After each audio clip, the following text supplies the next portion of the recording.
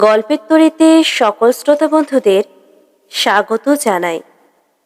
গল্পের তরীতে আজ আপনাদের শোনাব জলধর সেনের লেখা গল্প কাঙালের ঠাকুর।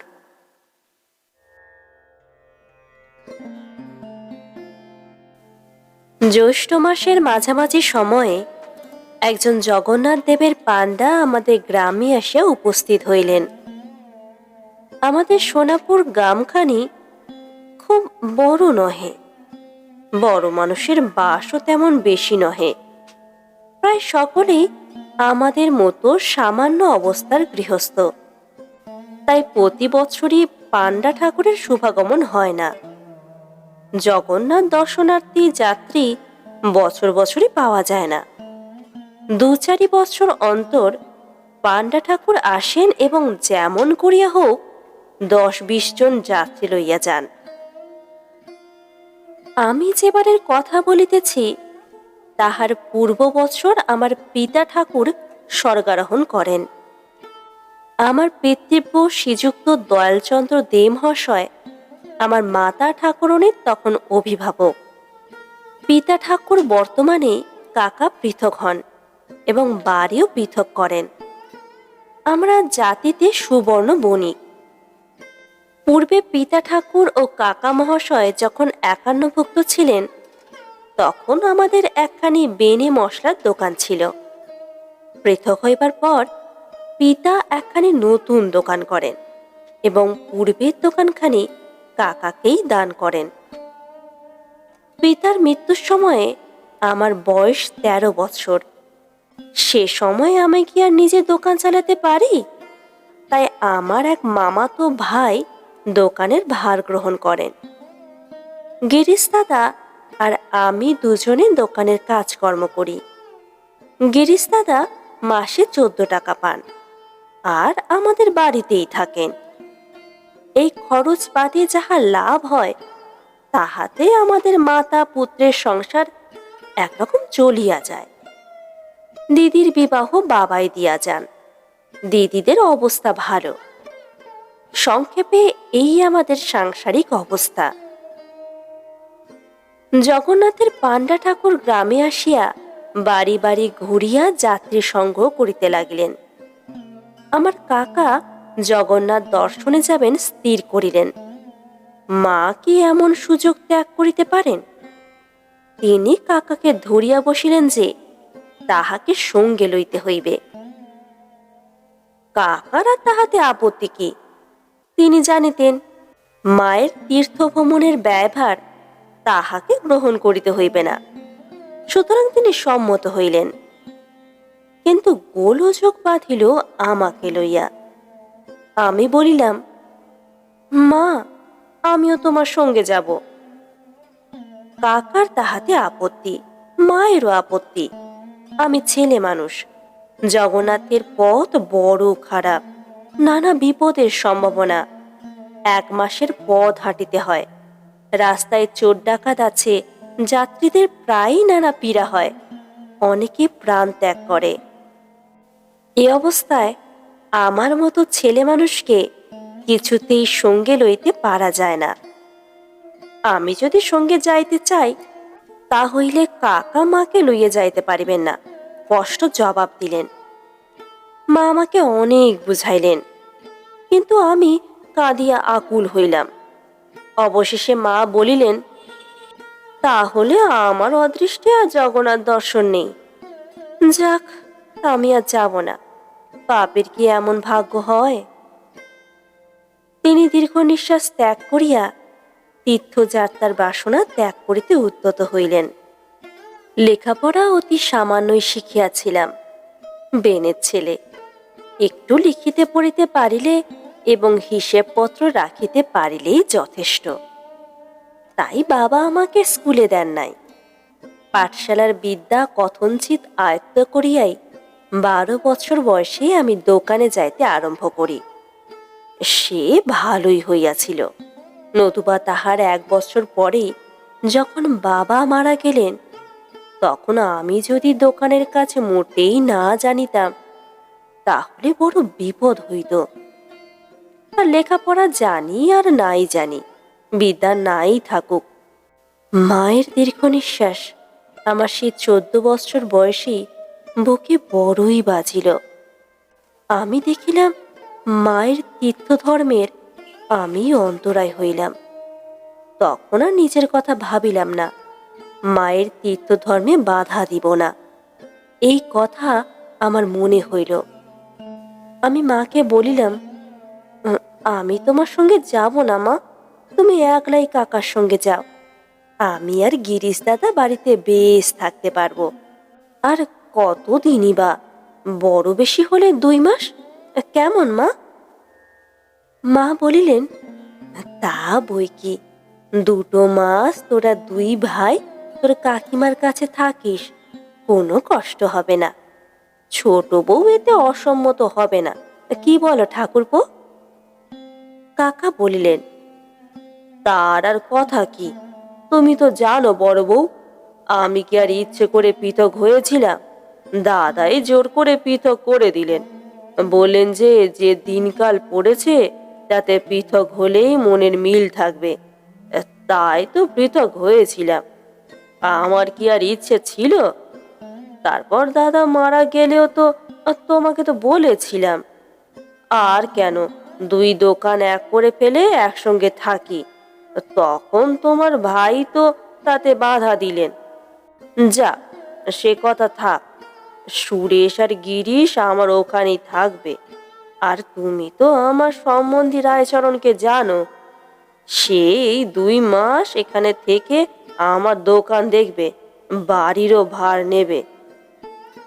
মা বলিলেন, তাহলে ঠাকুরপো ছোট বউকেও নিয়ে যায় না? এমন সুবিধে কি তার আর মিলবে? ছেলে পুলে তো হলো না যে তাই নিয়ে থাকবে, তাকেও সঙ্গে নিয়ে চলো।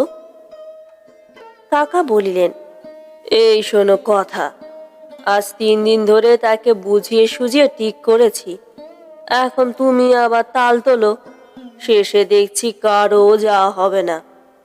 তার আর কি এখন তীর্থধর্মের সময়?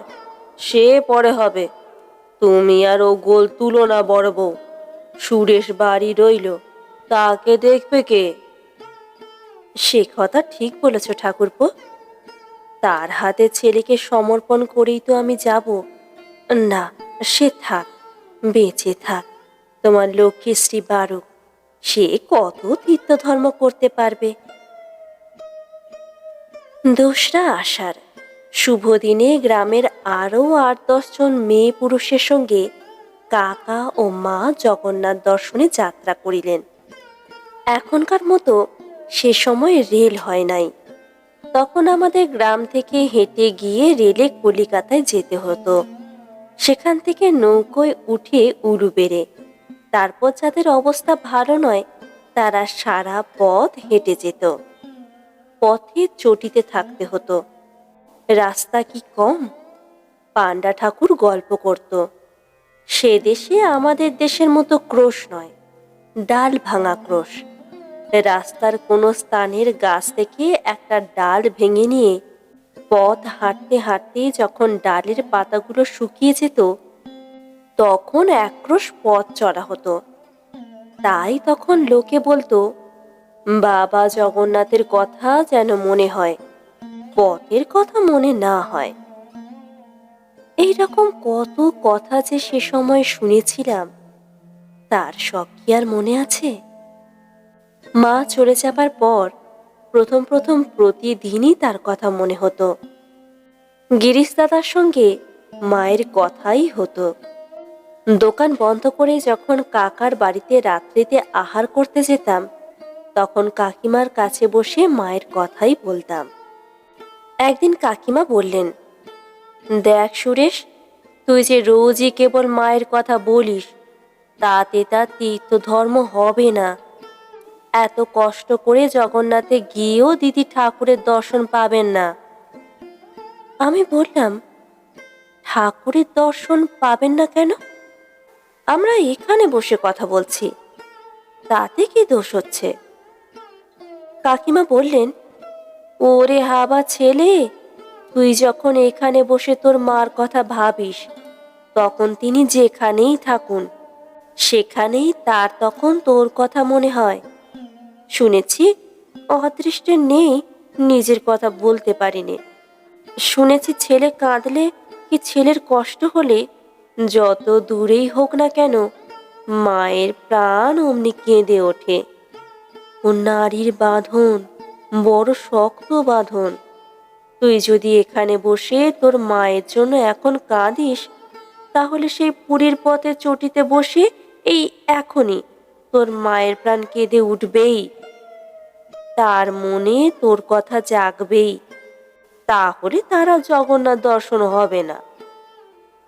আমি বললাম, সে কি করে হবে কাকিমা? কাকিমা বললেন, তাই হয় রে বাবা, তাই হয়। তুই তার কথা যখন তখন ভাবলে তাকেও তোর কথা ভাবতেই হবে। তার ফল কি হবে শুনবি? আমার বাপের বাড়ির গায়ের একজন বিধবা, এই তোর মায়ের মতো, একেবারে তোরই মতো, কি তোর চাইতে হয়তো একটু ছোট, একটি ছেলেকে বাড়িতে রেখে জগন্নাথ গিয়েছিল। বিধবা সারা পথ শুধু ছেলের কথাই ভাবতো, ছেলের কথাই বলতো। এই আমার খোকা এখন ভাত খাচ্ছে, এই আমার খোকা এখন হয়তো খেলা করছে, এই আমার খোকা বুঝি কাঁদছে, এই আমার খোকার বুঝি খিদে পেয়েছে। হতভাগী সারা পথ শুধু এই করেই গিয়েছিল। সাথী যারা ছিল তারা কত নিষেধ করত, বলতো খোকার মা, খোকার কথা ভেবো না, জগন্নাথ দেবের কথা ভাবো। সে কিন্তু পারত না, তার মন পড়েছিল যে তার খোকার কাছে। তারপর কি হলো শুনবি? পুরীতে পৌঁছে যখন তারা ধুলো পায়ে জগন্নাথ দর্শন করতে মন্দিরে গেল, তখন আর সকলে ঠাকুরের চাঁদ মুখ বেশ দেখতে পেল। কিন্তু এই হতভাগী খোকার মা বলতে লাগলো কি, কই, মন্দিরের মধ্যে তো জগন্নাথ দেখতে পাইনি, ও যে আমার খোকার মুখ। 3 দিন উপরে উপরে দেখতে গেল, খোকার মুখ ভিন্ন আর কিছুই দেখতে পেলে না। রথে যখন ঠাকুরকে তোলা হলো তখনও দেখতে গেল, কিন্তু সে চাঁদ মুখ তার আর দর্শন হলো না। সে তার খোকার মুখই দেখলে, ঠাকুর তাকে দর্শনই দিলেন না। জগন্নাথ ঠাকুর যে সে ঠাকুর নয় সুরেশ, চারিদিকে মন দিয়ে না গেলে তিনি দর্শন দেন না। আরো শুনবি? গল্প শুনেছি আর এক বুড়ি একবার জগন্নাথে গিয়েছিল। যাবার সময়ে তার বাড়ির উঠানে একটা সজনে গাছে ফুল ফুটতে দেখে গিয়েছিল। বুড়ি সারা পথ সেই সজনের ফুল আর খাড়ার কথা ভাবতে ভাবতে গিয়েছিল। মন্দিরে গিয়ে সে নাকি সজনে খাড়াই দেখেছিল। জানিস, এসব সত্যি কথা, তাই তোকে বলছি। মার জন্য তো কাতর হলে তোর মায়ের মনও তোর জন্য কাতর হবে। তখন তিনি মন্দিরে গিয়ে ঠাকুরের দর্শন পাবেন না, দেখবেন তোর মুখ। এত কষ্ট, এত খরচ সব বৃথা হয়ে যাবে। কাকিমার কথা শুনে মনে বড়ই ভয় হলো। তাহলে তো মায়ের কথা ভাবা ঠিক নয়। কিন্তু মন কি সে কথা বোঝে? সংসারে মা বিনে আমার যে আর কেউ নেই। এই 14 বৎসর তারই স্নেহধারায় যে আমি পুষ্ট বর্ধিত। আমার সেই স্নেহময়ী জননীর কথা যে সময়ে অসময়ে আমার মনে হতে চায়। কোনো বাধা বিপত্তির কথা যে মনে থাকে না আমার। 1-2 দিনের পথ হলেও না হয় মনকে প্রবোধ দিতে পারতাম, কিন্তু এ যে দীর্ঘ পথ, আর সে পথে কত বিপদ, কত কষ্ট। মা যে কোনোদিন অত কষ্ট সহ্য করেন নাই। পথে তার যদি অসুখ হয় তাহলে কে তাকে দেখবে? কাকাকে তেমন করে তার সেবা করবে? ডাক্তার কবিরাজ কি মিলবে? মা যদি মা যদি মারা যান, কথাটা আমি ভাবতেও যে পারি না। আমি তখন কাতর ভাবে জগন্নাথ দেবের কাছে প্রার্থনা করতাম, হে ঠাকুর, আমার মাকে ফিরিয়ে এনে দাও। এই সংসারে মা ছাড়া আমার কেউ নেই ঠাকুর। কাকিমার সঙ্গে কথা হওয়ার পর মুখ ফুটে আর মায়ের কথা কাহাকেও বলতাম না। তার ফল এই হলো যে মনে সর্বদাই তার কথা উঠত। হাজার চেষ্টা করিও আত্মসংবরণ করতে পারতাম না। সেবার 24 রথ। 24 পর্যন্ত চুপ করেই ছিলাম। তারপর তো আর ভয় ছিল না। মায়ের জগন্নাথ দর্শন তো হয়ে গিয়েছে, এখন তো তিনি বাড়ি ফিরবেন। এখন আর তার কথা বললে তার ঠাকুর দর্শনে কোনো ব্যাঘাত হবে না। তখন আমি দিন গুনতে আরম্ভ করলাম। 2রা তারিখে তারা বাড়ি থেকে বেরিয়েছেন। 20 কি 21 নিশ্চয়ই পুরীতে পৌঁছে গিয়েছেন। তাহলে যেতে লেগেছে 18 দিন। 24 রথ হয়ে গিয়েছে। তারা না হয় আরো 1 দিন কি 2 দিন সেখানে বাস করবেন। তাহলে 26 নিতান্ত না হয় 27 নিশ্চয়ই যাত্রা করেছেন। সেই 27 থেকেই আমি দিন গুনতে আরম্ভ করে দিলাম। কোথায় সোনাপুর আর কোথায় সেই অজানা অচেনা পথ পুরী, সে পথের কোনো সংবাদই আমি জানিতাম না। তবু প্রতিদিন আমি সেই পথের কথা ভাবতাম। এই একদিনে মা 3 ক্রোশ পথ এসে একটা চটিতে উঠেছেন। এই তার পরদিন মা খুব জোরে পথ চলছেন। তাকে শীঘ্র বাড়িতে আসতে হবে।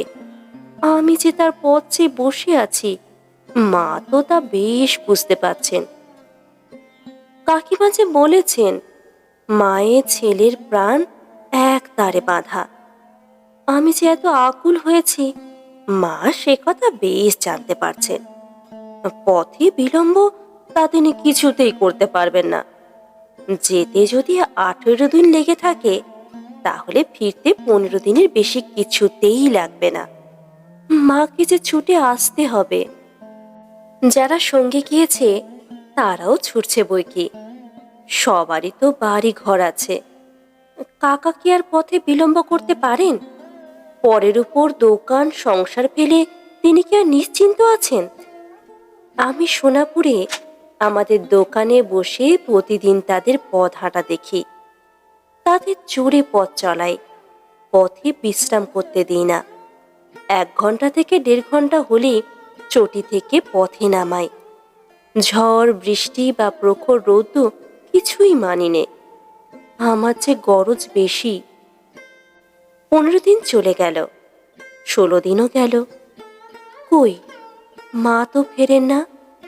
গ্রামের যারা গিয়েছিলেন তাদেরও সংবাদ নাই। কাকারই বা কি বিবেচনা, সেই পুরী পৌঁছে একখানি পত্র লিখেছেন, তারপরেই এতদিনের মধ্যে একটা সংবাদও দিলেন না। 2 লাইন একখানি পত্র লিখতে এত আলস্য। 18 দিনও গেল, 19 দিন এলো। যেতে তো 18 দিনের বেশি লাগে নাই, তবে আসতে এত বিলম্ব হচ্ছে কেন? কাকার কোনো অসুখ করে নাই? মা ভালো আছেন তো? আমি যে আর ভাবতে পারি না। আরো 2 দিন কেটে গেল। 3য় দিন সন্ধ্যার সময় দোকানে আছি। সংবাদ পেলাম এইমাত্র পুরীর যাত্রীরা ফিরে এসেছেন। গিরিশ দাদাকে দোকান বন্ধ করে আসতে বলে আমি ঊর্ধ্বশ্বাসে বাড়ির দিকে ছুটলাম। আমাকে অধিক দূরে যেতে হলো না। পথের মধ্যেই কাকার সঙ্গে দেখা হলো। তিনি বিষণ্ণ বদনে অতি ধীরে ধীরে বাজারের দিকেই আসছিলেন। আমি তাড়াতাড়ি তাহার পায়ের ধুলা মাথায় নিয়ে বললাম, কাকা, তোমরা কতক্ষণ এসেছ?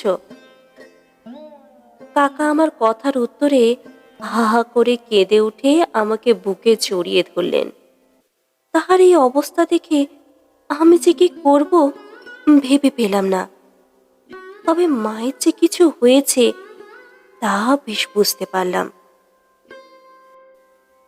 তবুও প্রাণপণ শক্তিতে জিজ্ঞাসা করলাম, মা ভালো আছেন তো? কাকা আর চুপ করে থাকতে পারলেন না। কাঁদতে কাঁদতে বললেন, ওরে বাপ আমার, বড় বউ আমাদের ছেড়ে গেছে। আর কি শুনবো? শুনবার যা তা তো শুনলাম, তখন তখন যে আমার কি হলো, আমি চিৎকার করে কাঁদতে পারলাম না। কে যেন আমার বুকের উপর 10 মণ ভার চাপিয়ে দিলে। কে যেন আমার গলা চেপে ধরল। আমার এই অবস্থা দেখে কাকা আমাকে তার কাঁধের উপর ফেলে বাড়ির দিকে ফিরলেন। তখন সত্যি সত্যি আমার চলবার সামর্থ্য ছিল না, কথা বলবার শক্তি ছিল না। বাড়ি আসলে কাকিমা আমাকে কোলের মধ্যে টেনে নিয়ে নিজেই কাঁদতে লাগলেন। আমাকে আর কি সান্ত্বনা দেবেন। একটু পরে নিজে কিঞ্চিৎ শান্ত হয়ে বললেন, বাবা, আর কেঁদে কি করবে? জগন্নাথ তাকে টেনেছিলেন, তাই তিনি চলে গেছেন। তুমি তো সবই বোঝো বাবা, তোমাকে আর কি বলবো। হায় হায়, বিদেশ বিবহে কেমন করেই না তার প্রাণটা বেরিয়ে গিয়েছে। তখনও কান্না থামে না। আমার শরীরের সব শুকিয়ে গিয়েছে, চোখে জল আসবে কোথা থেকে। রাত্রিতে কাকার মুখে যা শুনলাম, তার সংক্ষেপ এই কথা যে ফিরবার সময় কোনো একটা চটিতে এসে মায়ের ওলা উঠা হয়। সেখানে আর ডাক্তার কবিরাজ কোথায় পাওয়া যাবে? চটিওয়ালা ঘর থেকে তাড়িয়ে দিতে চায়। সঙ্গীরা অন্য চটিতে চলে গেল। চটিওয়ালাকে বেশি পয়সা দিয়ে কাকা সারা রাত্রি মায়ের সেবা করলেন। কিছুতেই কিছু হলো না। একেবারে সাক্ষাৎ কাল এসে ধরেছিল। ভোরের বেলায় মার দেহত্যাগ হলে কাকা প্রায় 30 টাকা খরচা করে অনেক কষ্টে লোকজন ডেকে মায়ের সৎকার করেছিলেন। সঙ্গী যাত্রীরা ভোরেই সে চটি ছেড়ে চলে গিয়েছিল। কাকা অনেক কষ্টে এসে তাদের সঙ্গ পান। 7ই শ্রাবণের কথা। যেদিন কাকা বাড়ি এলেন সেদিন 15ই শ্রাবণ। 8 দিন হলো মা দেহত্যাগ করেছেন। সব মিটে গেল। বাবা গেলেন, মা ছিলেন, তিনিও গেলেন। 14 বছর বয়সে আমি একেবারে অনাথ হলাম। আপনার বলতে এক দিদি, সেও তো পরের ঘরে। কাকাই কর্তা হয়ে মায়ের শ্রাদ্ধের আয়োজন করতে লাগলেন। দিদিকে তার শ্বশুর বাড়ি থেকে নিয়ে এলেন। বড় মামা মামিকে আনা হলো। যেখানে যত কুটুম্ব ছিল সকলকে সংবাদ দেওয়া হলো, এই যে আমার জীবনের শেষ কাজ। কাকা মায়ের শ্রাদ্ধের খরচপত্র একটু কমাতে চেয়েছিলেন, কিন্তু আমার ভগিনী ও ভগিনীপতি তাতে সম্মত হলেন না। মায়ের বাক্সে কিছু টাকা পাওয়া গেল, কিন্তু সে খুব বেশি নয়, মোটে 800 টাকা। দিদি বললেন, 800 টাকা? সে হতেই পারে না। আমি বাবা শ্রাদ্ধের সময় নিজের চোখে দেখে গিয়েছি, নগদ প্রায় 2500 টাকা ছিল। এরপর কিছু লোক নিয়েও ছিল। সেসব টাকা কোথায় গেল? কাকিমা বললেন, বোধ হয় লোক নিয়ে আরো বাড়িয়ে গেছেন। তারপর জগন্নাথে যাওয়ার সময় 500 টাকা নিয়েও গিয়েছেন, সে তো আমিই জানি। ওদের জিজ্ঞাসা করলাম, মরবার সময় দিদির কাছে কি টাকা কড়ি ছিল? তাতে শুনলাম সেসব কি তখন খোঁজ নেবার সময়? যদি কিছু থাকে তা দিদির সঙ্গেই গেছে। দিদি বললেন, যাক, মাই যখন গেলেন তখন তার টাকার কথা ভেবে আর হবে কি? কাকিমা বললেন, কথা তো সত্যি, কিন্তু মরবার সময় দিদির কাছে নিশ্চয়ই 150-200 টাকা ছিলই। তোমার কাকার কি সেসব দেখা উচিত ছিল না? সে তার কিছুই জানে না বললে। আমি বললাম, সে কথায় আর কাজ কি? আমার যা আছে তাই দিয়েই মায়ের কাজ ভালো করে হোক। আর তো মায়ের জন্য কিছু খরচ হবে না। সেইভাবেই আয়োজন হতে লাগলো। দেখতে দেখতে শ্রাদ্ধের দিন উপস্থিত হলো। আত্মীয় কুটুম্ব প্রতিবেশীতে বাড়ি ভরে গেল। কাকার আর অবকাশ নাই। সমস্ত আয়োজনই যথারীতি হলো। আমাদের বিসৎসর্গ করতে নেই, পূর্বেও কোনো শ্রাদ্ধে তাহা হয় নাই, সুতরাং সেই আয়োজন করা হলো না। যথা সময়ে সকলে সভাস্থ হলেন। পুরোহিত মহাশয় সমস্ত গোছাইয়া লইলেন। আমি সবে শ্রাদ্ধাধিকারীর আসন গ্রহণ করতে যাব। বেলা তখন প্রায় 10টা। সে সময় বাড়ির বাহিরে মহা গোলযোগ আরম্ভ হলো। কি হলো দেখবার জন্য কয়েকজন লোক বাহিরে ছুটে গেল। কাকাও গেলেন। একজন তাড়াতাড়ি ভিতরে এসে বললেন, ওরে শ্রাদ্ধরা, যার শ্রাদ্ধ করতে বসেছ তিনি এসে হাজির। সুরেশের মা মরেন নাই, ফিরে এসেছেন। মা মরেন নাই, ফিরে এসেছেন? সে কি কথা? এও কি হয়? আমার মাথা ঘুরে গেল। আমি অজ্ঞান হয়ে পড়ে গেলাম। আমার যখন জ্ঞান হলো তখন দেখলাম সত্যি সত্যি মা আমাকে কোলে করে বসে আছেন, দিদি আমার পাশে। আমি অতি ধীরে বললাম, মা, মা গো। এই যে বাবা আমি, বলে মা আমাকে বুকের মধ্যে চেপে ধরলেন। আর তো অবিশ্বাস নাই, সত্যিই তো আমার মা ফিরে এসেছেন। এ যে কি আনন্দ, তা কি আমি বলতে পারি? যে মা আজ 1 মাস মারা গিয়েছেন, সেই মা এসেছেন। ওরে, আমার মা এসেছেন। আমার ইচ্ছে হতে লাগলো আমি প্রাণপণে চিৎকার করে বলি, ওরে, আমার মা ফিরে এসেছেন। এই সময় কাকার বাড়ি থেকে একজন লোক এসে বললে, ওগো, তোমরা শিগগির এসো, ছোট কর্তা গলায় দড়ি দিয়েছেন। এই কথা শুনেই মা ও কাকিমা তাড়াতাড়ি উঠে পড়লেন এবং দিদিকে আমার কাছে থাকতে বলে কাকার বাড়িতে চলে গেলেন। আমার যাবার শক্তি ছিল না, আর শক্তি থাকলেও আমি যেতাম না। কিন্তু কাকার কি হলো জানবার জন্য বড়ই আগ্রহ হলো। দিদিকে বললাম, দিদি, তুমি একবার খবর নিয়ে এসো তো কি হয়েছে। দিদি প্রথমে আপত্তি করল, শেষে আমার অত্যন্ত আগ্রহ দেখে চলে গেল এবং একটু পরে এসে বলল, আমরা তোমাকে নিয়ে বিব্রত ছিলাম। কাকা যে কখন চলে গিয়েছেন কেউ বলতে পারে না। তিনি বাড়ি গিয়েই গলায় দড়ি দিয়ে মরেছেন। পাড়ার সকলে দড়ি কেটে নামিয়েছে, ডাক্তার এসেছে। কাকার প্রাণ বেরিয়ে গিয়েছে। সকলেই বলছে, যেমন কর্ম তেমনি ফল। মা এখন আর আসতে পারবেন না। কাকার শোচনীয় পরিণাম শুনে তার মহা অপরাধের কথা ভুলে গেলাম। তার জন্য বড়ই কষ্ট হলো। এই ঘটনার 2 দিন পরে একসময় মাকে জিজ্ঞাসা করলাম, মা, এ কয়দিন এসব গোলমালে কোনো কথাই জানতে পারি নাই। তুমি কি করে বেঁচে এলে বলো না মা। কাকা তো তোমাকে মেরে ফেলে তোমার সৎকার পর্যন্ত করে এসেছিল। তারপর কি হলো? মা বললেন, সে কথা তোর আর শুনে কাজ নেই। আর যদি শুনতে হয় অন্যের কাছে শুনিস, সকলেই শুনেছে। আমি আর সে কথা তোর কাছে বলবো না। অনেক অনুরোধে মা বললেন, নিতান্তই ছাড়বি নে?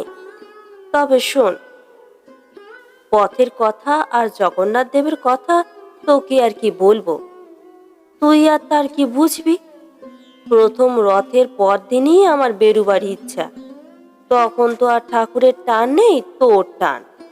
ঠাকুর তার খুব ফল দিয়েছেন, খুব সাজা দিয়েছেন। সঙ্গে যারা ছিল তারা সকলেই আরো 2 দিন থাকতে চাইলে। কি করি, থাকতে হলো। কিন্তু প্রাণ তখন বাড়ির দিকে, তোর দিকে। 3 দিনের দিন সকলে মিলে বেরিয়ে পড়লাম। আমার তখন এমন হয়েছে যে 2 দিনের পথ একবেলায় আমার চলতেও আপত্তি নেই, আর সকলেরও প্রায় তাই। ঠাকুর বললেন, র বেটি, তোর শিগগিরই বাড়ি যাওয়া ঘুচিয়ে দিচ্ছি। 10 দিন বেশ এলাম। 11 দিনের দিন পথের মধ্যে আমার পেটের অসুখ হলো। কাউকে সে কথা বললাম না। অতি কষ্টে পথ চলতে লাগলাম। সন্ধ্যার সময় একটা চটিতে এসে আমি একেবারে অসাড় হয়ে পড়লাম। খুব ভেদ বমি হতে লাগলো। আমরা যে ঘরটায় আশ্রয় নিয়েছিলাম, আমার অবস্থা দেখে সঙ্গীরা সে ঘর ছেড়ে আর একটা ঘরে চলে গেল। তোর কাকা আমার কাছে বসে থাকলো। কেমন করে চটিওয়ালা সেই খবর পেল? আর যাব কোথা? সে একেবারে একখানা লাঠি হাতে করে এসে বললে, এখনই বেরো, নইলে মেরে তাড়িয়ে দেব। ঠাকুরপো কত মিনতি করতে লাগলো, বেশি পয়সা দিতে চাইলো, কিন্তু কিছুতেই সে রাজি হলো না। তখন কি আর আমার উঠবার শক্তি ছিল? অনেক কষ্টে বসে বসে কোনো রকমে বাইরে এলাম। তখন সেই রাত্রে যাই কোথায়, নিকটে একটা গাছ ছিল, তারই তলায় গিয়ে শুয়ে পড়লাম। ক্রমে আমার মনে হতে লাগলো আমার হাত পা যেন অসাড় হয়ে আসছে। তখন আর কথা বলবার শক্তি নেই। তোর কাকা আমাকে সেই অবস্থায় একলা ফেলে চটিতে গেল। সেখানে কি হলো জানি নে। একটু পরেই দেখি সকলে চটি থেকে সেই রাত্রেই বেরিয়ে পড়ল। বুঝলাম আমাকে এই গাছতলায় একলা ফেলে রেখে সাথীরা সবাই পালাচ্ছে। তখনও কিন্তু মনে হয় নাই ঠাকুরপো চলে যাবে। সে কি কখনো হয়? একটু পরেই দেখি ঠাকুরপো আমার কাছে এলো। আমার মনে আশা হলো সে আমাকে এমনি করে ফেলে রেখে যাবে না। ঠাকুরপো এসে কি করলো শুনবি? সে এসে আমার নাকের কাছে হাত দিল, দেখলো আমি বেঁচে আছি কিনা।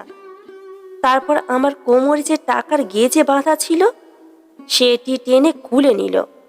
আমার তখনও বেশ জ্ঞান আছে, কিন্তু কথাও বলতে পারছি নে, হাত পাও নাড়াতে পারছি নে।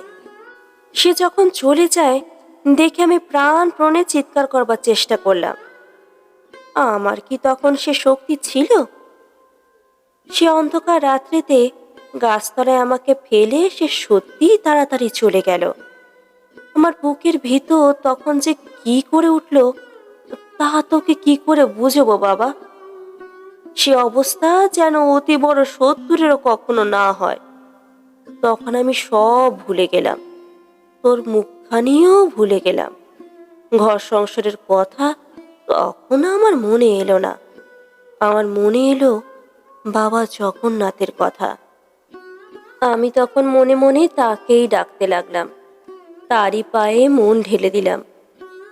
ক্রমে ক্রমে আমার মনে যেন কি হলো, আমার চোখের সম্মুখে সব আঁধার হয়ে আসতে লাগলো। কিন্তু মনের মধ্যে, ওরে আমার বুকের মধ্যে, তখন দেখতে পেলাম ঠাকুরের সেই মুখখানি। তারপর কি হলো তা জানি নে। যখন আমার একটু জ্ঞান হলো, সে কতক্ষণ পরে তা কি করে বলবো। যখন একটু জ্ঞান হলো তখন যেন মনে হলো কে আমার গায়ে হাত বুলিয়ে দিচ্ছে। সে যে কি তা তোকে বলতে পারছি নে। আমার শরীর যেন সেই হাত লেগে সব শীতল করে দিচ্ছিল। চোখ আর চাইতে পারিনি। চোখের উপরে কে যেন 10 মণ পাথর চাপিয়ে দিয়েছে বলে মনে হলো।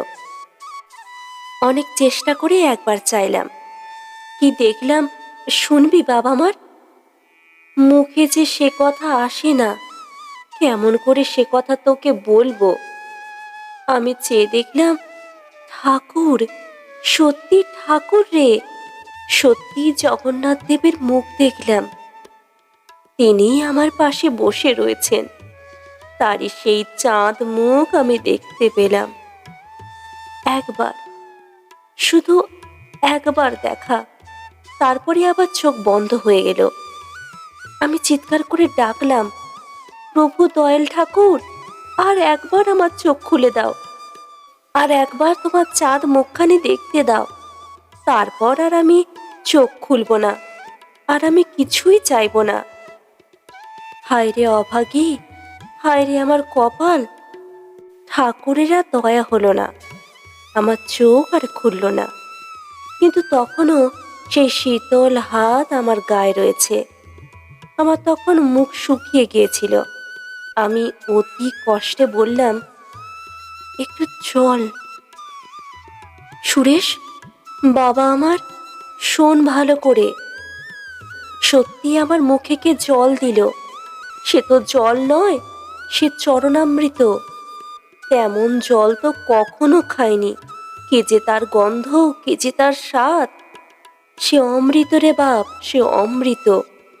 আমার সকল জ্বালা যন্ত্রণা যেন জুড়িয়ে গেল। এ স্বপ্ন নয় বাবা, সত্যি কথা।